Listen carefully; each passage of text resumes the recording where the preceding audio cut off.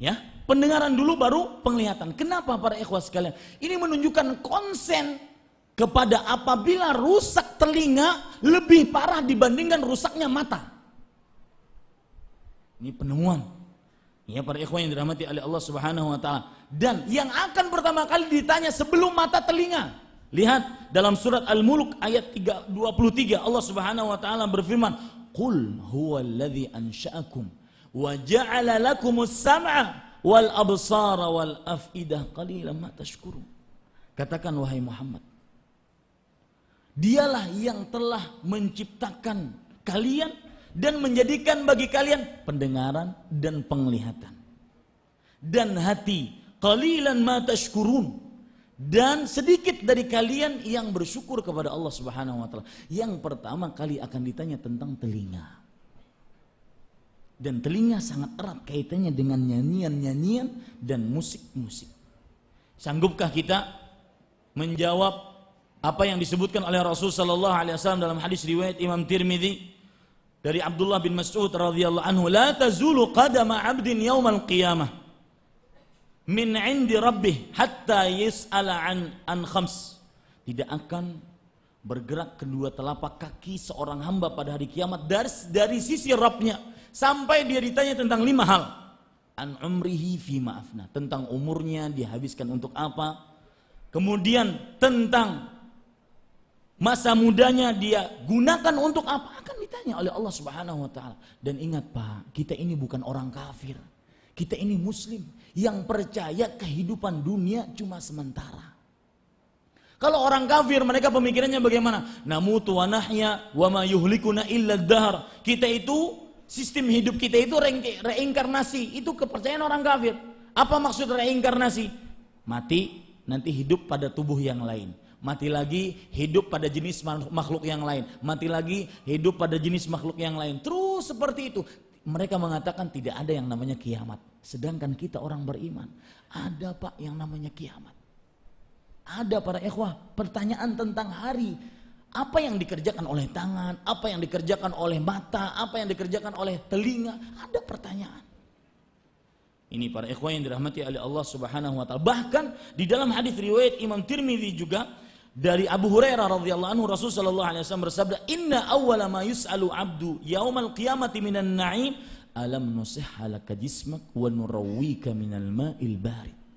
Sesungguhnya yang pertama kali akan ditanya atas hamba pada hari kiamat dari nikmat-nikmat yang ada adalah, bukankah kami telah sehatkan badanmu?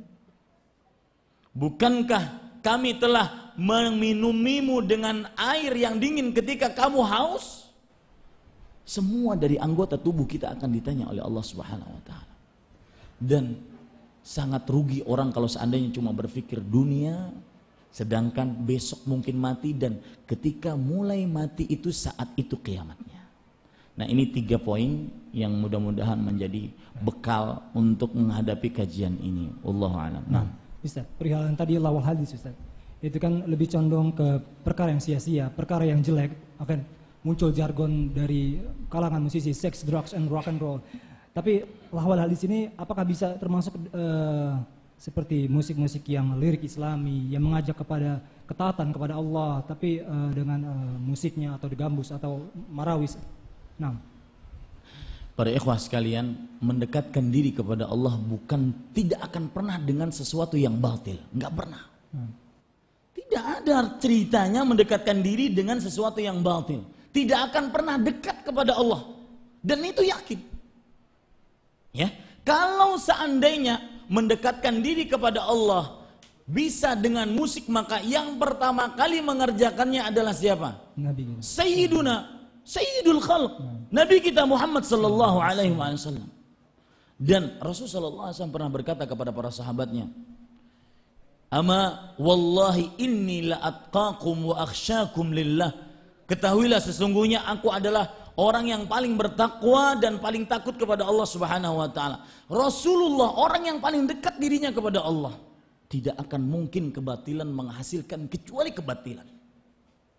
Dan kalau ada disebut dengan musik-musik Islami, maka para ikhwah sekalian dirahmati oleh Allah Subhanahu wa taala, ini penamaan perlu ada dalil dari Al-Quran dan Sunnah Nabi Muhammad SAW.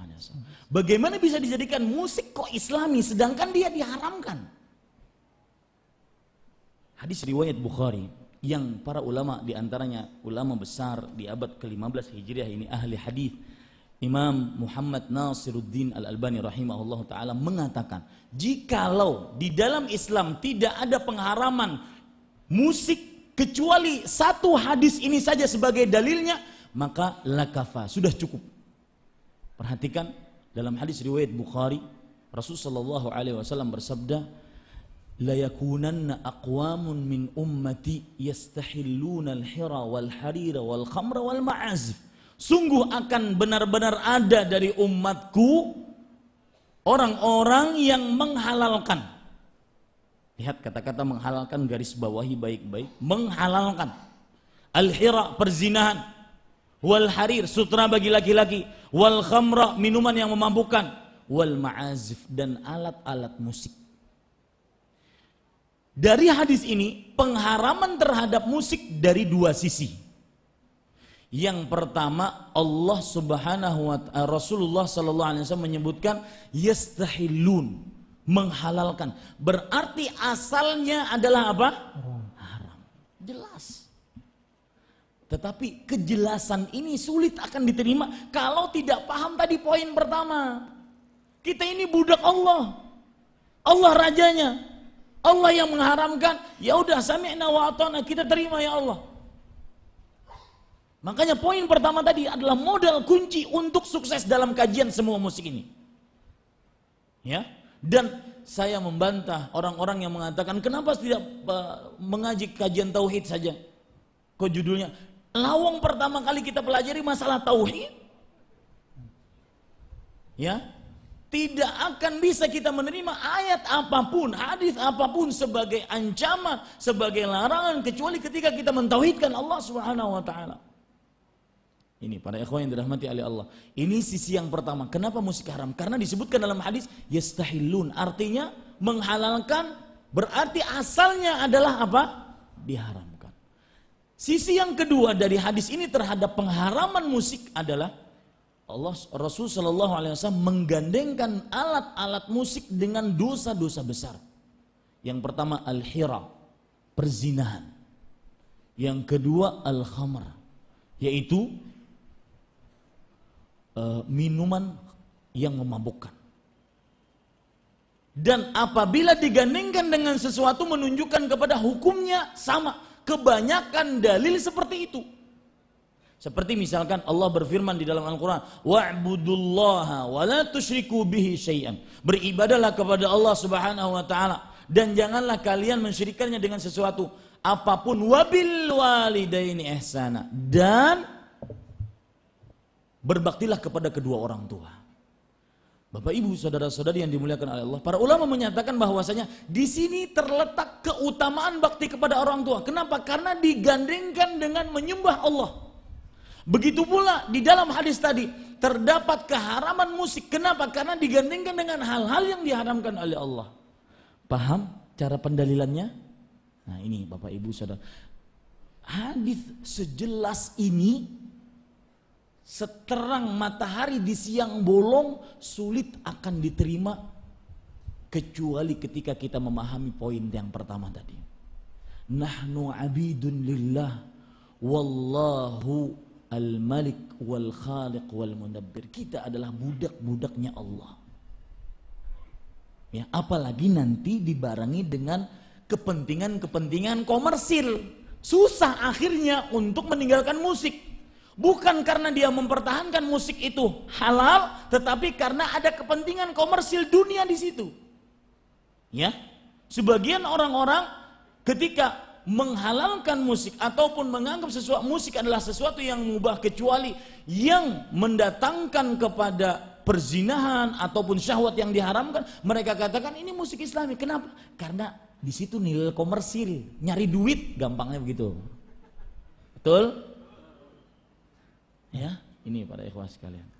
Ya, Ustadz, di tengah-tengah masyarakat apalagi anak muda sekarang ada istilah andilau, Ustadz, antara dilema dan galau. Dan kalau kalau sampai dalil ini kepada mereka, mereka akan mengatakan, apa salahnya?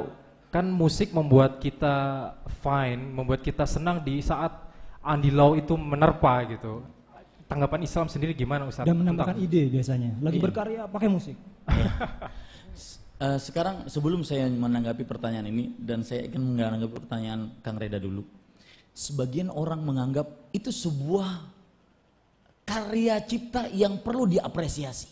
Nah, ini trik iblis yang paling jitu. Ya, trik iblis paling jitu itu adalah apa? Membisikkan pembenaran terhadap sebuah maksiat.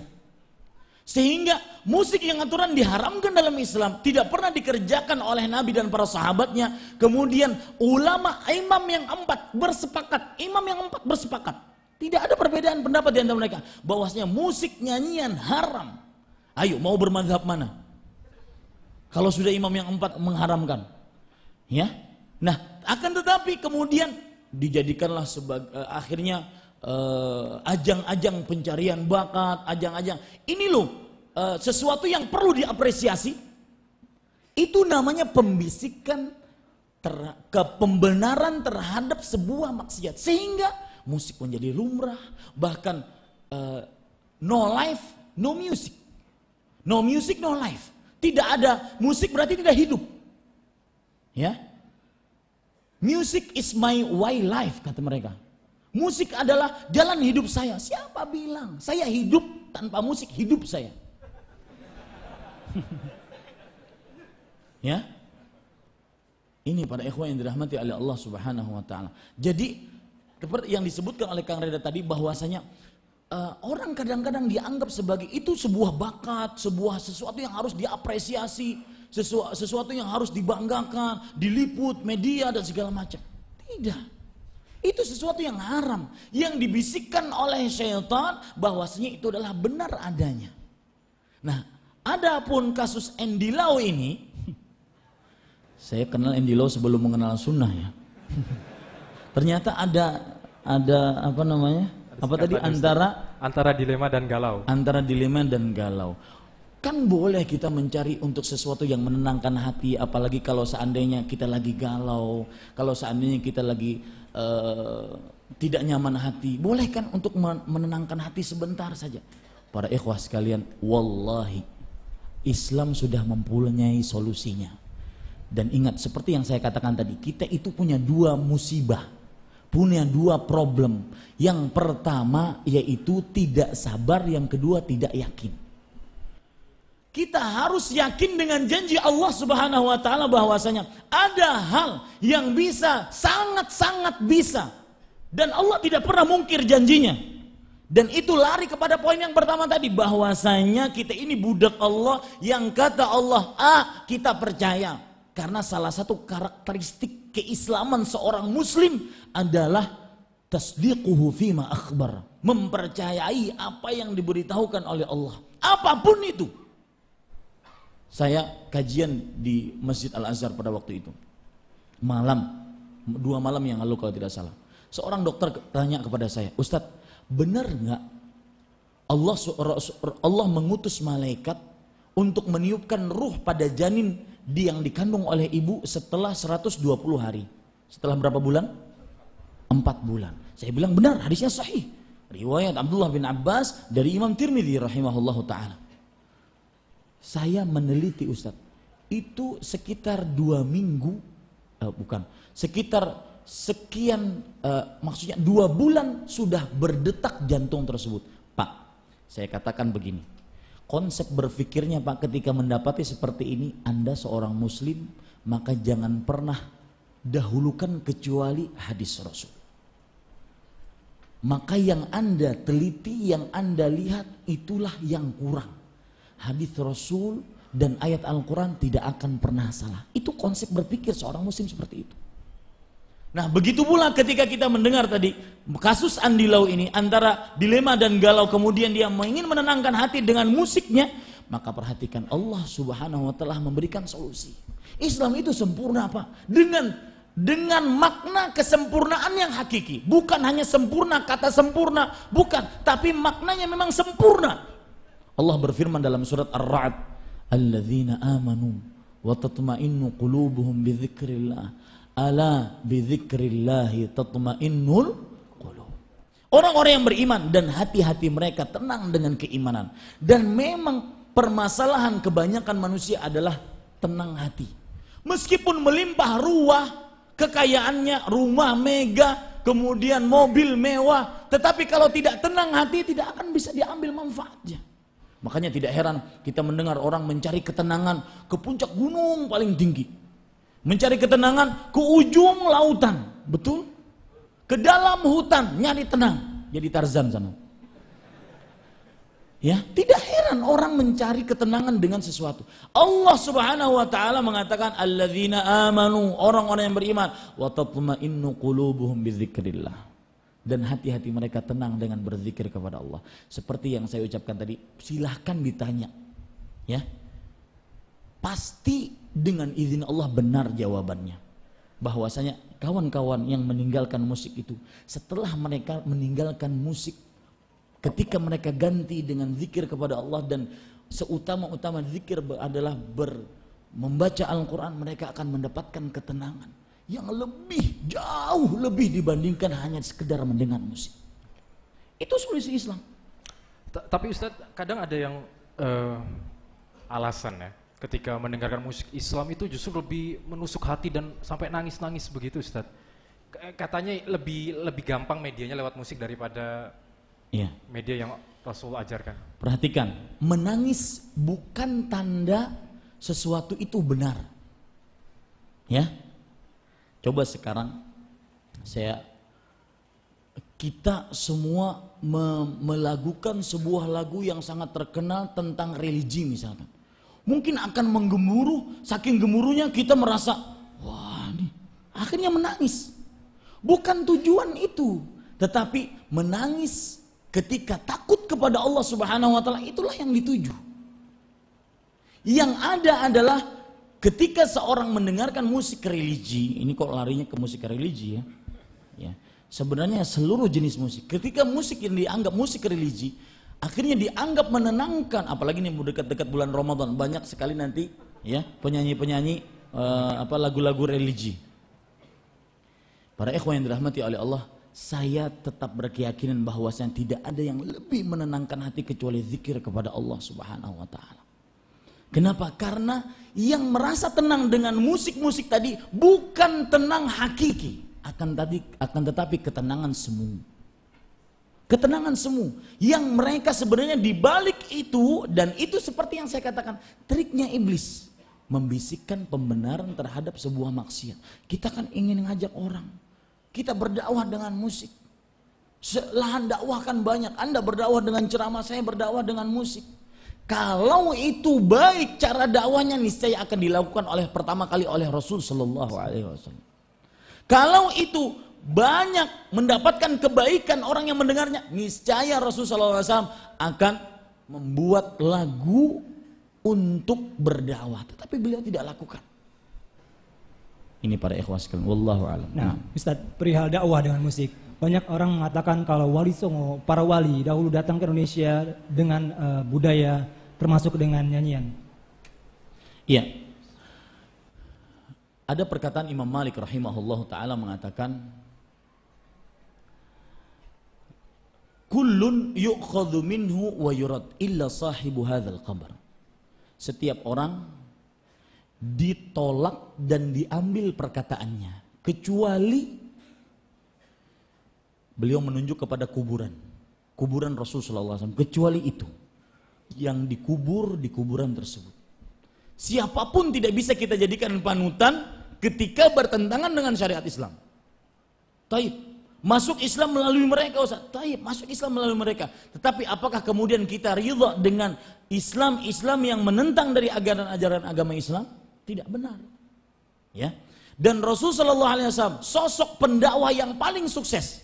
Beliau tidak pernah melakukan dakwahnya sebagaimana yang dilakukan oleh sebagian orang-orang berdakwah dengan musik. Wallahu a'lam. Nah, ada yang tanya. Ya, kalau disamakan misalnya, oke, mereka tahu dalil bahwa musik itu salah satunya diperbolehkan di dalam pernikahan ya Ustadz ya. Lalu mereka kiaskan kepada musik yang lebih besar itu bagaimana Ustadz? Kalau masalah kias, jadi gini, mungkin kaum muslim yang hadir di sini mengetahui atau belum mengetahui bahwa di zaman Rasulullah bagi orang yang menikah maka ada pemukulan rebana, dan itu dilakukan oleh wanita, anak-anak kecil perempuan. Dan selain itu tidak ada alat-alat musik yang lain. Dan yang memukulnya adalah selalu anak-anak kecil perempuan, menunjukkan bahwasanya memang diperbolehkan memukul rebana saja ketika pernikahan untuk anak-anak perempuan yang kecil-kecil saja. Adapun ya, yang tidak, yang selain itu dari alat-alat musik ataupun sampai sekarang di zaman sekarang para ikhwan yang dirahmati oleh Allah Subhanahu wa taala, wallahi perhatikan baik-baik ya tentang hadis-hadis yang menunjukkan tentang buruknya musik ya, yang berkenaan dengan pertanyaan beliau tadi. Wanita-wanita yang bernyanyi, bahkan sekarang bukan cuma bernyanyi, sekarang goyang plus menampakkan aurat. Jadi memang benar, wallahi saya benar-benar membenarkan perkataan sahabat Rasulullah SAW yang berbunyi Shaddad ibn Aus radhiyallahu anhu berkata, "Idza ra'aita ar-rajula ya'malu bi ma'siyatillah fa'lam anna lahu 'indahu akhawat." Jika engkau melihat seseorang mengerjakan maksiat kepada Allah, ketahuilah pasti akan ada saudara-saudarinya maksiat-maksiat yang lain yang dia juga kerjakan, yang ikutan. Dimulai dari nyanyi, kemudian melenggak-lenggok, kemudian membuka aurat ataupun menutup aurat akan tetapi seluruh anggota tubuhnya kelihatan. Kemudian setelah itu mengajak laki-laki yang bukan mahramnya untuk menikmati tubuhnya. Itulah maksud daripada sekali maksiat maka akan mendatangkan maksiat-maksiat yang lain. Coba perhatikan ya, penyebab dari hal-hal yang terjadi di muka bumi ini dari bencana-bencana alam. Rasulullah SAW bersabda dalam sebuah hadis riwayat Imam Ibnu Abi Syaibah dari Abu Hurairah radhiyallahu anhu, "Inna fi ummati khasfan wa maskhan wa qadhfan." Sesungguhnya di umatku akan terjadi khasf. Khasf itu adalah hujan dari batu. Wa maskhan, maskhan itu adalah perubahan bentuk rupa. Manusia berubah wajahnya menjadi sejenis pohon, sejenis binatang. Wa qadhfan, dan khasfan afwan itu adalah longsor bumi. Kemudian qadhfan, hujan dari batu. Tiga hal itu, longsor bumi ditelan oleh bumi, kemudian perubahan bentuk rupa, kemudian hujan dari batu. Para sahabat bertanya, "Ya Rasulullah, wa hum yashhaduna la ilaha illallah." Wahai Rasulullah, bukankah mereka bersyahadat la ilaha illallah? Faqala na'am, iya. Meskipun mereka bersyahadat la ilaha illallah, akan datang bencana tersebut. Kapan? Idza zaharatil ma'azif wal khumur walubsul harir. Jika telah nampak alat-alat musik terbiasa di tengah kaum muslim, wal khumur, minuman-minuman yang memabukkan, dan pemakaian sutra.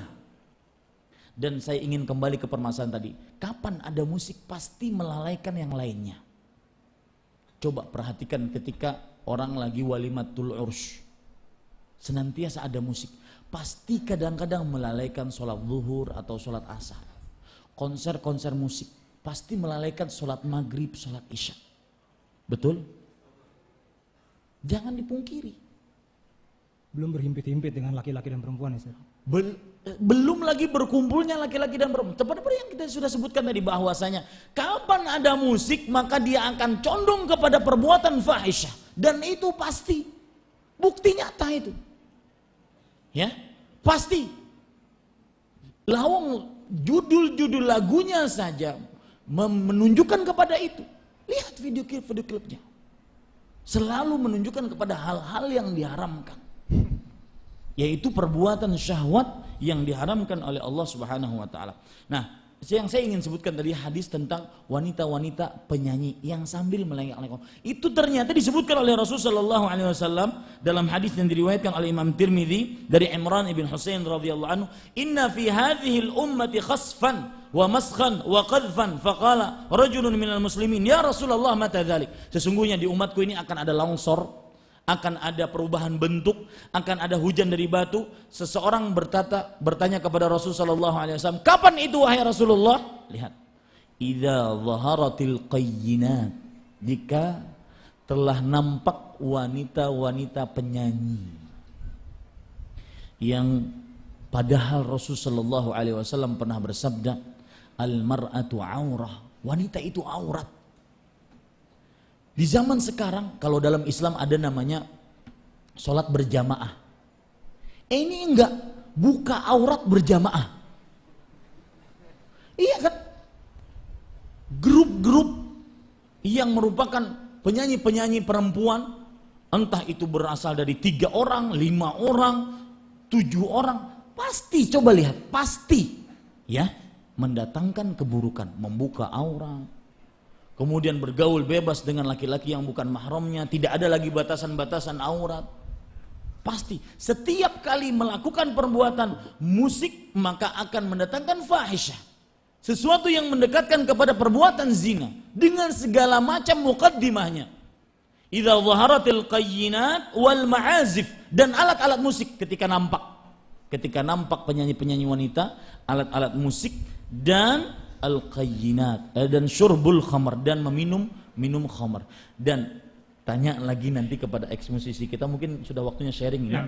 Ya, tanya kepada kawan-kawan kita yang saya berdoa dengan nama-nama Allah yang husna dan sifat-sifatnya mulia. Semoga kawan-kawan ini ditetapkan hatinya oleh Allah Subhanahu wa taala.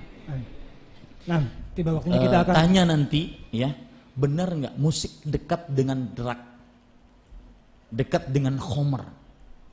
Ya. Kenapa? Karena ada kaedah no music, no drug, no drug, no music.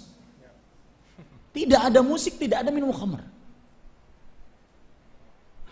Wallahu a'lam. Baik. Nah, tiba waktunya kita akan membuka sharing bagi teman-teman yang telah kita infokan bahwa akan ada sesi sharing bagi yang telah, alhamdulillah Allah memberikan hidayah kepada mereka-mereka ini hingga bisa sami'na wa ta'ana kepada dalil dan hujah yang tegak kepada mereka. Pertama kita akan mungkin ada mic yang bisa pada panitia mungkin bisa memberikan mic. Kita pertama akan memperkenalkan, mungkin teman-teman di sini dulu pernah kenal beliau, entah ngefans kepada beliau, di bawah panggung bersama beliau. Beliau pemain bass dari The Ups, itulah, kita tidak menyebutkan nama band itunya, nanti ada yang marah. Beliau namanya Alfi, dan akhir-akhir ini telah terupload posting-postingan tentang Alfi, Masya Allah. Beliau yang tadinya bergelut di musik dan akhirnya ini yang akan kita tanyakan. Kita tidak, sekali lagi tidak membuka aib, kita tidak membuka aib, tidak menanyakan bagaimana kehebatan beliau dalam bermusik, tapi kita ingin tahu bagaimana dalam kehidupan dia dalam bermusik yang sibuk itu, tiba-tiba ada dalil yang masuk ke dalam kehidupan beliau dan dia bisa berusaha untuk menjalankan dalil tersebut. Alfi ini dulunya sibuk dengan bass, nyetem bass, sekarang beliau sibuk nyetem kamera.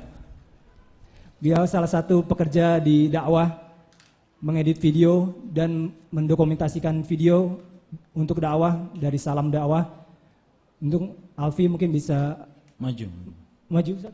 Iya. Nggak ada mic kan? Ada mic? Ada mic? Ah, itu ada mic tuh. Kalau kita melihat gambar Alfi yang diposting oleh teman-teman kita yang menulis tentang kisahnya Alfi, itu sangat jauh dengan profil dia yang sekarang. Masya Allah, barakallahu fiik.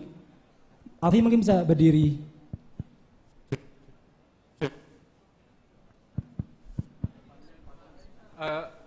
Lebih baik di situ aja Pak. Jadi kita akan terkejut bahwa beliau ini dulunya orang musik dan Allah berikan hidayah. Jadi kita sama saja insya Allah. Baik, mungkin yang ingin ditanyakan, kita tidak menanyakan berapa hebatnya band Antum ketika pada saat itu, dan insya Allah beberapa orang-orang juga mengetahui tentang band Antum. Dan Iya. yang ingin kita tanyakan. Kapan kenal hidayah Nah, dan bagaimana, itu aja. Baik, baik. Ustaz. Assalamualaikum warahmatullahi wabarakatuh. Waalaikumsalam warahmatullahi wabarakatuh. Vi, santai Vi. Berawal di tahun 2009, saya kedatangan teman SMA saya yang kurang lebih 9 tahun ya saya nggak bertemu ya. Ya, teman-teman saya itu kita sebut saja Fulan. Dia sudah 9 tahun udah hijrah gitu, udah mengkaji manhaj salaf ini. Ya, saya berawal dari saya ngobrol gitu sama teman saya itu, saya ngobrol. Dan Itu masih aktif ya? itu masih aktif, Ustaz. Masih aktif ngeband ya? Saya masih aktif ngeband. Ya. Jadi waktu itu saya belum tahu sama sekali bahwa musik itu dilarang dalam Islam. Itu mulai pertanyaan itu otomatis selalu ada hubungan kan ya, akhirnya setelah itu ya. Ada hubungannya, Ustaz. Yang ingin saya tanya, dan ini yang kita ambil pelajaran insya Allah, bagaimana keadaan jiwa antum pada saat itu, antara sudah mulai ingin ke agama, kemudian masih musik gitu, ya. Iya. Sebenarnya ada. Dan genre musik waktu itu apa? Kenapa, Ustaz? Genre. Bandnya? Genre musiknya ugal-ugalan ya. Musiknya waktu itu nggak tahu saya, tapi itu campur sari, Ustaz. Rock campur, macam-macam, Ustaz. Iya. Itu. Ya, maksud saya begini, ketika saya nanya genre itu adalah kan ada otomatis masa transisi. Iya, betul, Ustaz. Nah, itu perasaan antum ketika masa transisi itu bagaimana? Coba tolong ceritakan kepada kita. Iya, memang ada sebab kenapa saya bertemu dengan teman saya yang saya bilang Ustadz itu. Jadi waktu itu saya ngerasa tuh udah merasakan tuh saya udah merasakan semua nikmat dunia gitu, Ustadz. Musik itu dulu bukan mata pencarian buat saya, bukan cuma didengarkan. Jadi musik itu benar-benar mata pencarian saya. Persis seperti yang disebutkan tadi ya. Iya, Ustaz. Ya, komersil kan. Komersil itu. Jadi saya ya mendapat fulus dari musik dulu. Lihat ya, hidayah Allah Subhanahu wa taala ketika menyapa, maka Rasulullah SAW bersabda, man yahdihillah fala mudhillalah. Barang siapa yang diberikan petunjuk oleh Allah Subhanahu wa taala, maka tidak akan ada yang menyesatkannya. Dengan cara apapun Allah Subhanahu wa taala akan memberikan hidayah kepada seseorang. Mudah-mudahan kawan kita ini ditetapkan hatinya oleh Allah Subhanahu wa taala, dan kita seluruhnya Allahumma amin. Pertanyaan yang saya ingin tanyakan juga adalah benar tidak ketika antum main musik seperti yang saya jelaskan tadi, saya ingin mengorek, benar enggak memang melalaikan? Betul sekali, Ustadz. Musik itu sebelum tidur saya musik. Pengen tidur pun saya musik, dengar musik. Sampai di motor pun saya dengar musik pakai earphone, Ustaz. Ya, Ustaz, info kepada kami bahwa Alfi ini ketika alhamdulillah mendapatkan hujah, sebagian teman-teman kita pun juga melakukan hal yang sama. Ketika udah dapat, tapi masih belum bisa langsung keluar dari hal tersebut, masih ima dia mungkin ragu atau ima dia masih ada kontrak dengan teman-temannya, ataupun masih ada kerancuan ataupun kebimbangan. Karena kalau nggak salah ketika teman kita Fani lagi menelpon ke Alfi ngajak kajian Ustadz Yazid gitu. Vi di mana Vi? Lagi manggung. Beliau sudah tahu, tapi belum bisa karena mungkin ada masih ada kontrak, masih ada. Bahkan ada fenomena begini, Ustadz, yang sudah mengenal dalil pun masih dengerin musik, Ustadz. Betul. Iya. Gini, masalahnya maksiat itu cuma sebenarnya satu hal, meninggalkan. Ya, maksiat itu kuncinya meninggalkan, tark. Beda dengan ketaatan. Makanya Allah berfirman, "Wa ma atakumur rasulu fakhudhuh wa ma nahakum anhu fantahu." Dan apa saja yang dibawa oleh Rasulullah SAW ambillah, dan apa yang dilarangnya jauhilah. Ya, sedangkan untuk ketakwaan fattaqullaha mastata'tum, bertakwalah kepada Allah sesuai dengan kemampuan kalian. Ini kalau sholat nggak bisa berdiri harus duduk, kalau tidak bisa duduk maka berbaring sesuai dengan kemampuan. Adapun maksiat sebenarnya kuncinya satu, meninggalkan. Contoh ikhwah kita, kawan-kawan kita cuma meninggalkan. Ya, maka bagi siapa yang ingin mulai saat sekarang ingin meninggalkan, cuma sebenarnya meninggalkan. Taib, terkait dengan kontrak bagaimana? Seperti yang saya sebutkan tadi. Innaka lan tad'a syai'an ittiqa'an lillah illa 'awwadhakallahu khairan min. Sesungguhnya engkau tidak meninggalkan sesuatu kecuali karena takut kepada Allah. Maka melainkan Allah akan gantikan yang lebih baik darinya. Karena inti maksiat cuma meninggalkan. Nah, Untuk mendapatkan yang lebih baik, alhamdulillah ketika Alfi keluar, beliau mendapatkan istri soleha insya Allah. Dan ketika Alfi keluar ini ada momen yang sangat menarik. Teman-teman bandnya mengatakan, oh Alfi teroris nih, Alfi teroris nih. Ekstremis ya. Langsung sinis kepada Alfi. Dan yang mengatakan teroris itu alhamdulillah sekarang juga keluar dari musik. Ya, betul. Dan sekarang lagi ada di belakang lagi merekam, membantu kita, lagi merekam audio ini dengan peralatan musiknya beliau dengan yang dia punya. Alhamdulillah dia sekarang sudah keluar dari band juga. Masya Allah. Baik, untuk berikutnya. Oke, mau satu lagi. Oke, ada satu lagi. Insya Allah ada seorang sahabat kita yang ingin berbagi juga di kesempatan ini. Beliau lebih senior dari Alfi. Beliau juga kuliahnya dulu gak jauh-jauh dari seni ya. Dan alhamdulillah ketika beliau mengenal bahwa musik itu haram, beliau langsung meninggalkan musiknya, lalu beberapa pekerjaannya yang menyangkut tentang menggambar makhluk hidup. Di situ teman kita, Andri Asyari. Silakan Andri. Assalamualaikum warahmatullahi wabarakatuh. Waalaikumsalam warahmatullahi wabarakatuh. Gimana Mas Andri sekarang setelah sudah meninggalkan musik tapi terus dirongrong oleh orang-orang itu, bagaimana rasanya? Happy, tetap bahagia terus ya.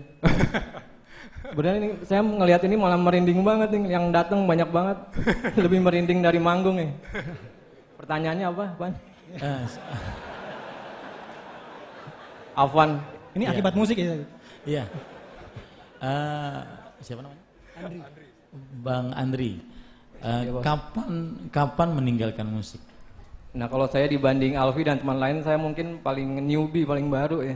Baru Desember kemarin. Masya Allah. Itu gara-garanya sejak saya hijrah, saya juga hijrahnya telat baru 2 tahun gitu.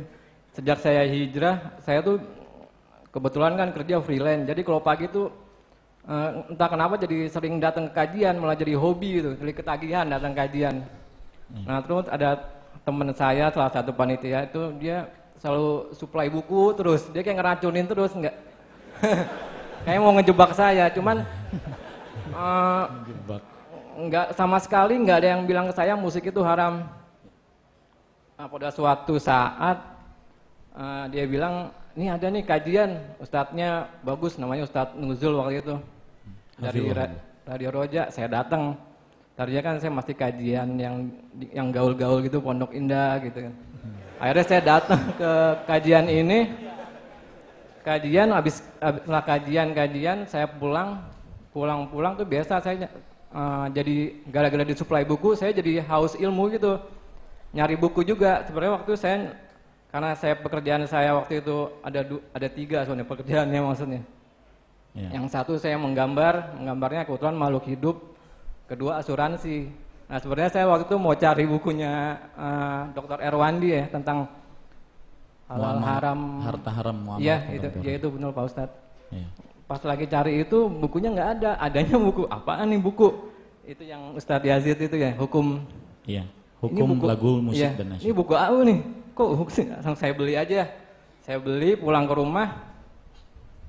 Itu agak deg-degan tuh bukanya. musik. Kok deg-degan kenapa?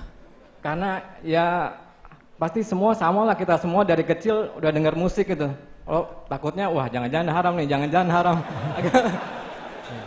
Dan benar gitu maksudnya pertama berarti, sebentar Bang Andri, berarti kata haram di dalam diri itu memang ada ya? Ada ya, artinya masih mempercayai bahwa kita ini hamba Allah Subhanahu wa taala, kalau diharamkan ya saya manut aja gitu. Nah ini yang sebentar ya, ini yang saya ingin tuju, bahwasanya itu fitrah manusia. Fitrah manusia ketika Allah Subhanahu wa taala, fitratallahi allati fataran nasa 'alaiha. Itulah fitrah Allah yang Allah fitrahkan padanya manusia. Bahwasanya dia mengenal ada Rabb, dia mengenal bahwasanya dia adalah Allah adalah penciptanya, dia adalah hambanya, makhluknya. Kapan Allah melarang saya paling minimal, paling takut minimal. Meskipun itu nanti dilanggar dulu. Ya.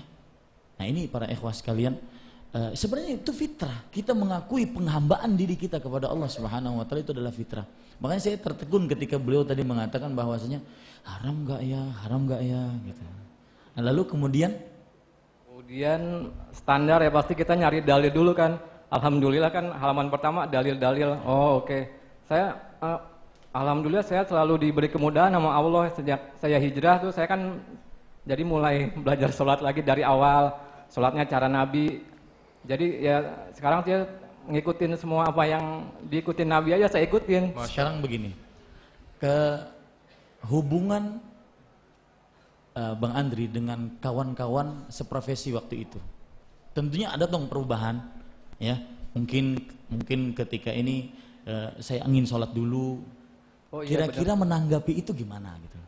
Kalau pada waktu itu lah ya. Pada waktu itu sih mereka menghormati ya. Dulu sih ya tiap manggung tuh emang saya selalu sholat dulu. Sebelum manggung sholat dulu. Biasanya Isya tuh kan kalau manggung malam tuh. Gue sholat dulu deh gitu. Oh ya udah mereka ngerti gitu. Gitu udah terus. Baik.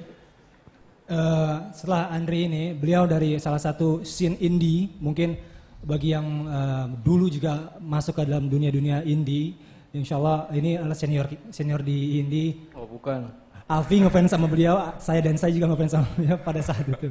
Baik, setelah Andri ini, alhamdulillah ada yang lebih kabar gembira lagi, yakni ada saudara kita, beliau dari orang kufar, dia mu'alaf, dan dia setelah mu'alaf pun tidak tanggung-tanggung, dia mencari mana yang hak dan tidak ingin setengah-setengah. Ketika dia mu'alaf dia tidak ingin setengah-setengah, dan dia akhirnya mempelajari tentang bagaimana Islam yang benar dengan tata cara perjalanan Nabi dan para sahabatnya. Beliau ini adalah salah satu soundman tanda kutip terbesar di Indonesia. Band-band major yang terkenal yang mungkin antum tahu ini salah satunya dipegang soundnya oleh beliau, dan alhamdulillah beliau menarik dari industri musik itu, dan beliau sekarang in charge dalam sound kita di masjid ini. Kita perkenalkan. Dan beliau sempat sekolah untuk audio Ustadz di Amerika. Setelah itu dia mencari tentang Islam. Akhirnya dia Allah bukakan pintu hatinya kepada sunnah. Ini saudara kita Jonathan Vanko. Silakan Vanko. Halo, cek. Assalamualaikum warahmatullahi wabarakatuh. Waalaikumsalam warahmatullahi wabarakatuh. Ya mungkin Vanko bisa menceritakan kenapa. Ya mungkin kan ketika hijrah dari agamanya yang terlalu terus ke Islam, terus kan ada saja mungkin yang masih ingin bermusik, apalagi mata pencarian musik itu pada saat itu memegang sound. Penting. Iya, peran penting di sound. Ya waktu itu saya jujur waktu sebelum bertemu Islam itu emang sinis ya, skeptis dengan pemberitaan di media, ada teroris segala macam. Cuman waktu saya sekolah di Amerika, saya justru melihat keadaan di sana yang tidak ada sedikit sentuhan agama Islamnya pun lebih parah, cuman ditutupin sama media mereka gitu.